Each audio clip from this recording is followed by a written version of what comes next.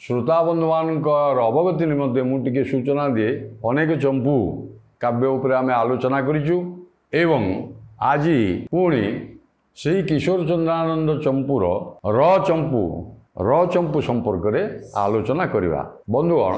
या पूर्वर आमे प चंपू ब चंपू इत्यादि इत्यादि आमे छाड़ीचु। मु आपण मानकु कही सब प्राय कहे जे कवि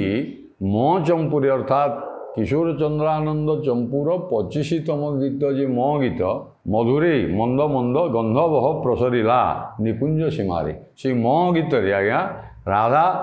प्रकृति रूपिणी राधा श्रीराधा सहित श्रीकृष्ण को मिलित बा प्रकृति पुरुषर मिलन कर एवं तापर बसंत ऋतुर आगमन होती धरापृष्ठरे एवं से बसंत माधुरी बा बसंतर सौंदर्य संपर्क वृंदावन केमती